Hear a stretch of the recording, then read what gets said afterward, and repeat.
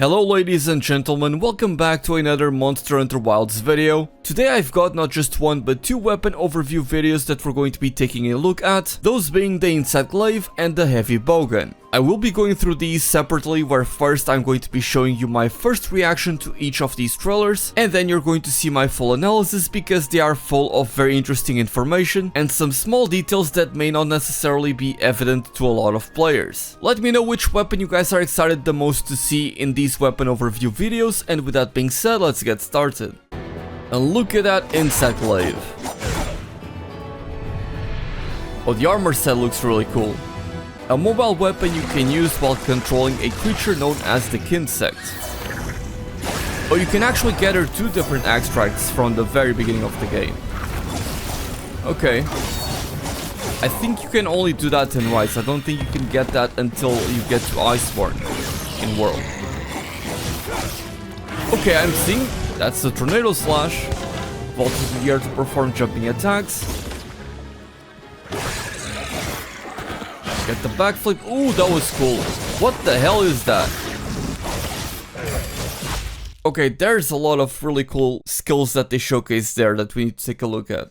In case you guys don't know, I am a huge fan of the Insect Glaive. It was one of my most used weapons in Monster Hunter World, and in fact in the base game it was my most used weapon, and I even got my foot in the door in the Monster Hunter community by making a long Insect Glaive guide, so it is a weapon that I am very much familiar with, which is why I am so interested in some of these changes. First and foremost, this is clearly the Chautauqua Insect Glaive and the Chautauqua armor set that we're going to see. This of course being the male version, and then we also get to take a look at the female version of that same armor set. We can see it very clearly right here. Now sadly the Insect Glaive design doesn't look very appealing. It kind of reminds me of the Dodogama Insect Glaive that has a very simple bone design with one of these balls attached to one of the ends of the weapon. So this is kind of an indication that we're getting back some of these slap-on weapon designs from World that myself and a lot of other people didn't really like it as much. That being said, I do believe that the armor set looks really cool. Now when taking a look at the Kinsect gauge, not really a lot has been changed. You get to see here the stamina bar for the Kinsect and the 3 different extracts, and it looks like from the very beginning of the game with the starter Kinsect you're going to be able to gather 2 different extracts, which I don't think was the case in base World. Now they do showcase that while in focus mode it's going to be easier for you to aim the Kinsect so that you are able to gather extracts from the monster, and you can even kind of see that the hunter adopts a different stance like so, and here you can even see the hunter glow whenever he adopts this stance where it has the glaive sort of tilted upwards. It's a very awkward position, but then he has this upward swing that is going to hit the monster, and it's also going to send out the Kinsect at the same time, but then the Kinsect returns right away. So it's likely going to be a new attack that you can perform that allows you to hit the monster and command the Kinsect to go gather an extract, while also recalling the Kinsect upon hitting the monster right away. And here you can see the hunter gathering the triple extract, which of course is going to give them a more powerful buff. Nothing different there. And this vertical attack right here is the returning move from Monster Hunter World. And we do get to see also this horizontal slash, which again is also in World. And I do believe that the hunter is going to follow it up with a tornado slash. Yep, this one is also in World, I'm pretty sure.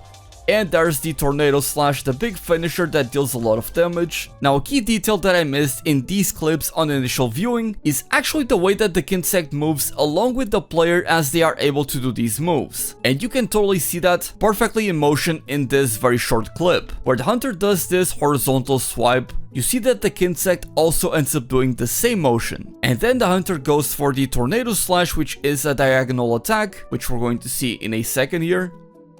Like so, and the Kinsect is also going to perform a diagonal attack. So this could be a similar thing to the assist type Kinsects that we saw in Rise and Sunbreak, where the Kinsects would be able to accompany you and keep on attacking the monster even if you don't order them to collect an extract. So maybe this is just going to work for a specific type of Kinsect, or it's going to be something brand new that is going to affect all of the Kinsects in the game. I guess we'll have to wait to know more about that. And naturally they also showcase the hunter vaulting into the air. Now another very cool thing that they also showcase in this portion of the trailer is that the hunter is able to go from a vault where they are in the air to then directly grapple onto the monster like you could in World with the Clutch Claw, for example. And again, they talk about using focus mode to better aim with the Kinsect and be able to target monsters' wounds and weak points. And you even see the hunter performing a leaping thrust against the monster, like so. And then he performs the backflips that you could also perform in World. Keep in mind that that move did not have any iframes, and then he follows it up by launching the Kinsect in a very stylish move. Now, if we slow this frame by frame, you can see that the hunter has a very long wind-up animation, and it kind of looks like one of the Silkbind skills that you can have in Sunbreak, where the hunter shoots out the Kinsect at the monster, but it's not quite the same, because the hunter is shooting the Kinsect from what looks to be the hook slinger on his right arm. It's kind of hard to make out, but I do think that you can kind of see how the hunter's right arm flinches in this animation. It kind of bounces back like so. It's almost like it's firing a very powerful bow shot, and also given the detailed animation on the Kinsect, the fact that it goes straight in a line, I imagine that this is sort of going to work like a piercing shot, where if you are able to line this shot perfectly to hit the enemy multiple times. So in the case of this monster whose name I'm currently forgetting, let's say that the hunter would be here on the left, and he would shoot that same Kinsect from this side all the way over there. It would hit the monster multiple times and deal a lot more damage. That is something that I'm assuming, but I think it is pretty clear given the detail on this animation. And also it should be noted that the hunter, upon hitting the monster on the head, which we're going to see right here, it connects with the head, which is why the monster flinches. The Kinsect glows red, which means that it has collected the red extract, which for most monsters you would be able to gather from the head and also the claws and other offensive features.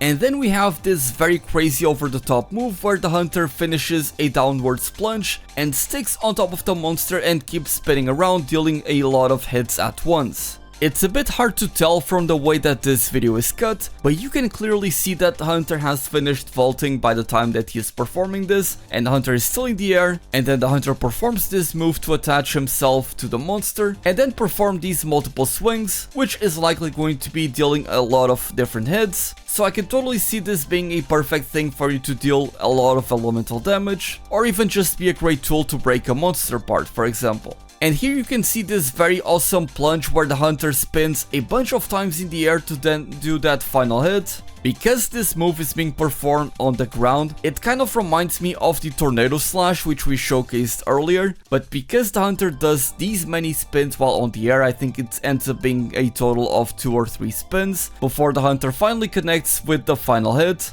I think it ends up being a different attack animation, so it's likely going to be one of the new focus strikes for the Insect Glaive, and it definitely looks very cool.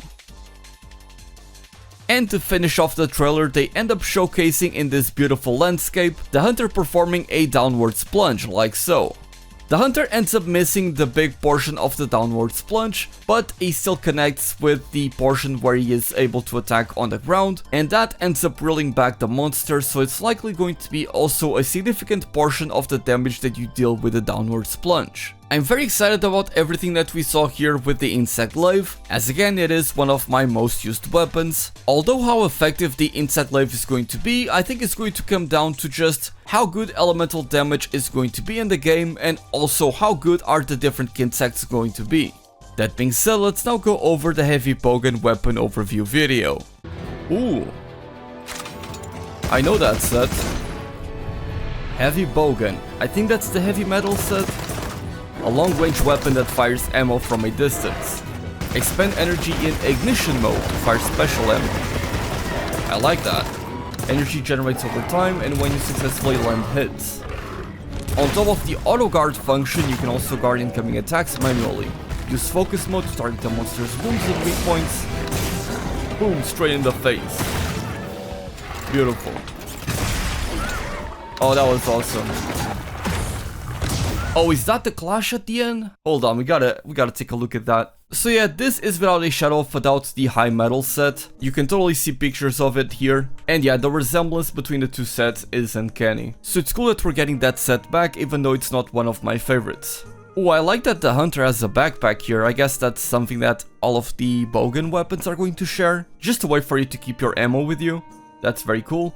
Now this new ignition mode, that's very cool. That is something totally new. So this is pretty much the same as the Wyvern Ignition mode, I'm pretty sure that's how it was called, where you would turn the heavy bowgun into a Gatling gun and you would keep on firing very quickly. But now it seems that instead of having to wait for a very long cooldown to use it again, you can simply keep on hitting the enemy and you will regain the usage of the Ignition mode in this case, so that is very cool. Now there's something that I think I missed, let me double check, let me go back to normal speed. That is rapid fire, right? That is firing in rapid fire. I'm not making stuff up, right? I'm not a heavy bowgun main, it's typically a weapon that I don't use a lot. It looks like he's firing in rapid fire mode, so that is cool that we're getting rapid fire with a heavy bowgun. And yeah, you can clearly see it in this picture. It's one bullet each time, but he fires 3 different bullets. So again, that is totally rapid fire. Now this auto guard function, I'm very interested in this. Now naturally the heavy bowgun, you were able to equip a shield to it in some of the previous games, which allowed you to block incoming attacks, and you would be able to block roars and all kinds of stuff, but I don't get this auto guard function. Is it going to function like the auto guard skill that we had in the previous games where the game quite literally blocks for you? Or are we talking about guard points? Because it may just straight up be talking about guard points, which the heavy bowgun does have a few. So yeah, I think that is purely a guard point that we got to see, but I might be wrong when I'm saying this. Now here you see that the hunter retreats after doing that block, so that is something pretty cool. You get some extra mobility with a heavy bowgun, because very often you would block some attacks but you would be unable to move afterwards, and that kind of made things a little bit hard. Now what we didn't see is the shoulder tackle that you get with a bowgun, or I should just say the tackle that you get with the heavy bowgun in Sunbreak. I think it's only available in Sunbreak, but what we do see here is after this block and then the retreat, the hunter fires the heavy bowgun with spread ammo. It's not super clear that this is spread ammo, but you can see these sparks over here, and I think that's what it indicates. And as a spread heavy bowgun enjoyer, I like that it's making a return. Yeah, that's definitely gotta be the spread ammo. Now this one right here, we're going to see the focus strike of the heavy bowgun, where he plants this thing on the heavy bowgun on the side, and then this new portion kind of injects into the heavy bowgun to fire this powerful blast that we're gonna see. It charges up for a little bit, you see it heating up, and then finally, boom, it fires. You can see that it has this unique meter that depletes as you use this, and it also has a 3-shot counter. So likely we're only going to be able to use it 3 times, and I think that this is going to be more like a cooldown, where if you deplete this all the way, you're not going to be able to use this for a certain period of time until it goes all the way back up, or maybe you just need to fill it up by a certain amount, so like 3 units for example, and then you would be able to use it again. And as for the ammo, I would assume that you would need to reload to then be able to use it again. Oh, it makes that explosion afterwards. I did not notice that before. That's very cool. Now the hunter unsheaths the heavy bowgun. Oh, that was amazing. What was that? It's kind of hard to make out what exactly this is, but it's somewhat reminiscent of the counter that we saw with the greatsword yesterday. Very cool. It's likely going to be another focus attack that you can do. Now this part right here, you see the hunter shoot a special ammo that pierces the monster, so naturally that is the pierce ammo.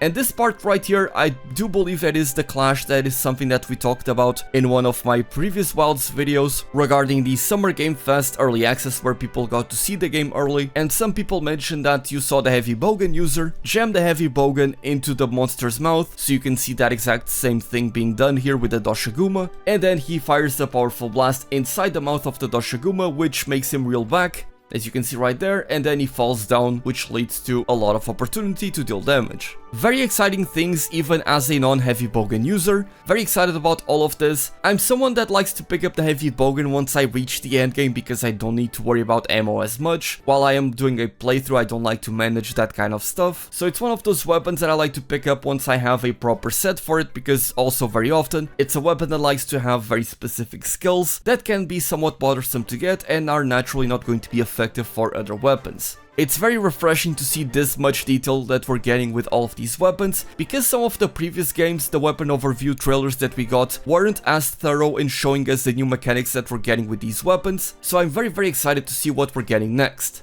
And just like that, we already have gameplay for 3 different weapons for Monster Hunter Wilds. I am incredibly excited for the game and all of the news that we have been getting about it, and honestly I cannot wait to play it. Gamescom is just around the corner and we're going to be getting so much more information about the game and likely a release date as well, and you guys can bet that I'm going to be on top of every single news that they drop. So if you guys are as excited as I am for Monster Hunter Wilds, please subscribe to the channel as I will be doing my best covering it for you guys. With that being said, my name is Dark Hero, thank you all so much for watching, and as always, happy hunting!